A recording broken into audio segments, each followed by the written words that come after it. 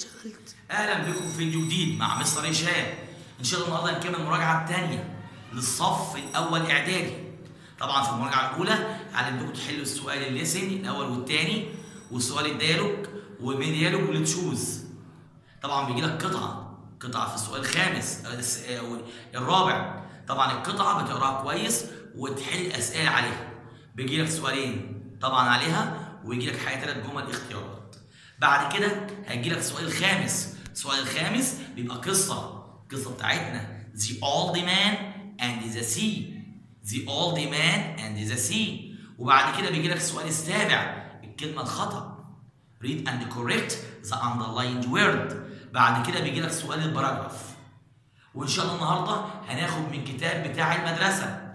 يبقى النهارده هنراجع المراجعه الثانيه وهناخد كتاب المدرسه. طبعا كتاب المدرسه اللي هو هالو.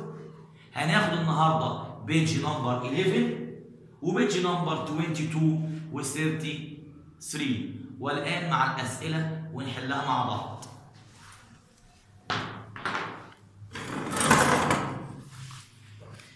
بقول لك choose the correct answer from A, B, C or D.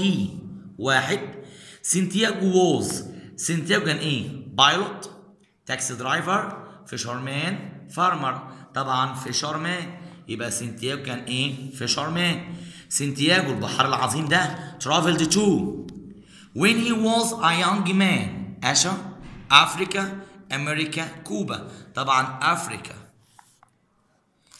أسئلة Who wrote the old man and the sea؟ من كتب الموضوع ده؟ طبعا قلنا إرنست هيمينيجوي.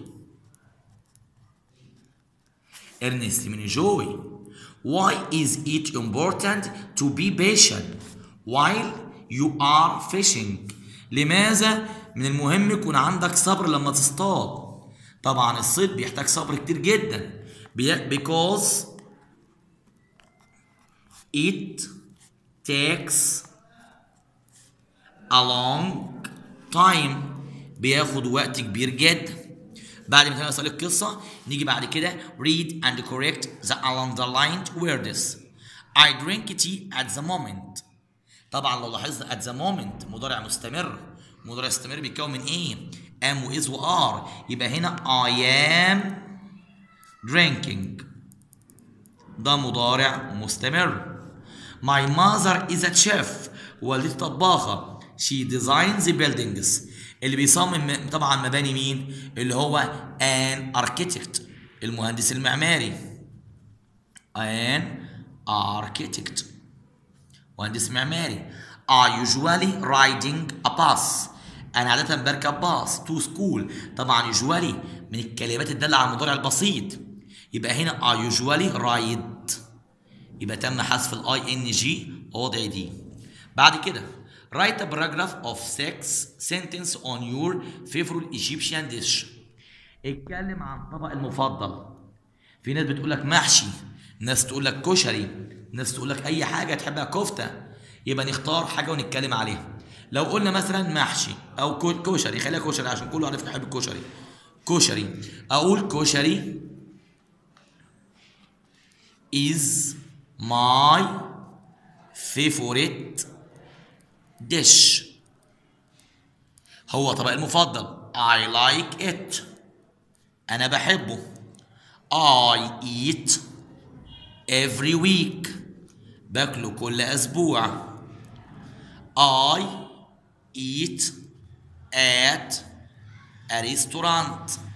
بحب أكله في المطعم. I eat with my friends. بحب أكله مع أصحابي. It is delicious. ده هو لذيذ. يبقى جبت هنا 6 جمل. كشري is my favorite dish. I like it. I eat every week. I eat at a restaurant. I eat with my friends. It is a delicious. بعد ما انتهينا من بيج نمبر 11 نيجي بعد كده على امتحان تاني. البيج نمبر 22 نفس الطريقة. Choose the correct answer from A, B, C or D. A marlin is a big. marlin عبارة عن ايه؟ برافو عليكم. fish سمكة. يبقى is a big fish. قلنا سمكة كبيرة أكبر من 5 ل 7 متر. سانتياغو could sell the marlin for a lot of. سانتياغو عاوز يبيع المارلين ليه؟ فيش ولا لايز ولا ووتر ولا ماني؟ طبعا for a lot of money، عاوز يكسب فلوس لأنه راجل فقير. Why did Santiago need to catch the marlin؟ لماذا سانتياغو عاوز يصطاد مارلين؟ حلها فوق اهو، يبقى because he wanted a lot of money، عاوز يبقى معاه فلوس كتيرة. would you enjoy being a fisherman؟ هل تحب تبقى صياد؟ why or why not؟ لو قلت would نجاوب عليها بيس او نو، يبقى yes. Yes, I would enjoy being a fisherman because I like fishing. بحب الصيد. لو قلت no because it is take a long of time، بياخد مني فترة طويلة، أو takes a lot of time. نيجي بعد كده read and correct the underlined words. Today is Friday، النهارده الجمعة. So there aren't many stations on the metro. بقول لك النهارده الجمعة so there aren't many نقط stations. ينفع؟ طبعا many people، مفيش ناس كتير في الايه؟ في المترو. I can't find many money. ينفع money؟ ده الفلوس، لو ما جبناش الرقم بيتعدش، يبقى I can't find طبعا much money، عشان ماتش الفلوس لو ما جبناش الرقم ما بتتعدش. while they could studying the phone rang. while طبعا قاعدتها معناها بينما واثناء، بيجي بعدها was او were والفيرب زائد ing، يبقى while they نقط طبعا هنا were studying the phone rang. طبعا الماضي المستمر بيتكون من was were والفيرب زائد ing. while طبعا فاعل، جبنا was او were والفيرب زائد ing. بعد كده write a paragraph of 6 sentences on something that happened at 2 o'clock yesterday afternoon. اتكلم على شيء حصل امبارح. طبعا happened دي ماضي، يبقى اتكلم عن موضوع حاجه في الماضي. اقول مثلا yesterday I saw an accident، انا شفت حادثه. it is a big accident، حادثه كبيره جدا. a lot of people were killed، ناس كتير ماتوا. افرض مش عاوز اتكلم على حادثه، اقول لك yesterday I saw a match between اهلي and الزمالك. it was a fantastic match، كان ماتش رائع. I enjoyed a lot، استمتعت كتير. يبقى بجيب جمل على قد ما اقدر على الموضوع ده. نيجي بعد كده على بيج نمبر 33. Choose the correct answer from A, B, C or D. If something is enormous يعني حجم كبير. It is very، برافو عليكم، big. Santiago used a to kill the marlin.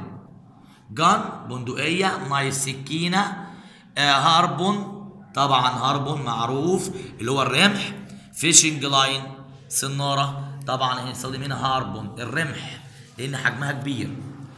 who ate the marlin؟ مين اللي كل مارلين؟ طبعا some sharks، بعض أسماك القرش. a bed is my friend، السرير هو صديقي. said Santiago how do you think he felt when he said this؟ ليه قال الجملة دي؟ because he was very exhausted يعني هو منهك or tired، كان تعبان جدا ومش قادر، فقال a bed is my friend. نيجي بعد كده read and correct the underlined words. where did you went on Friday last summer؟ طبعا نجيب أداة استفهام where did فعل مساعد، فاعل الفعل في المصدر، ما ينفعش went يبقى go. أداة الاستفهام فعل مساعد، فاعل الفعل في المصدر هو go، يبقى go ماضيها went. أداة الاستفهام فعل مساعد، فاعل الفعل في المصدر. مستر سامي likes the hotel but he thinks it is not enough، طبعا too expensive، عشان but بالتناقض بين الجملتين. او ممكن نقول it isn't expensive enough، يعني هو غالي يبقى هنا too expensive. This medium jacket is too big. Can I try large؟ ما ينفعش. Can I try on؟ ممكن أقيسه. Write a paragraph of 6 sentences on how city life and country life are different. هتقولي الفرق بين الحياة في المدينة والحياة في الريف. يبقى طبعا أقول الفرق بين الحياة في المدينة والريف. أقول مثلا the countryside is quiet هادي. But in the city is noisy ضوضاء. There are a lot of things in the city. في أشياء كتيرة في المدينة. But a little things in the country. People in the village are quiet. الناس هادين. But is in the city they lived in crowded and noisy. يبقى هنا بقول مميزات اللي في المدينة مميزات الريف. طبعا الحياة في الريف هادية جدا لكن الحياة في المدينة صعبة. بس طبعا في السيتي a lot of service كتير جدا من الخدمات. لكن طبعا هنا في the country الريف a little service او a few service عدد قليل من الخدمات لان الخدمات بتعد زي المستشفيات والمطاعم وكده. بكده بفضل الله نكون انتهينا من اهم الاسئله واهم المراجعه. زي ما راجعنا على الجزء الاول السؤال الاول والثاني والثالث والرابع بفضل الله النهارده تعرفنا مع الخامس والسابع والسؤال اللي هو الثامن نكتب باراجراف. ان شاء الله باذن الله يكون الفيديو عجبكم وباذن الله يتم المشاركه عليه. See you soon with Mr. هشام. Goodbye.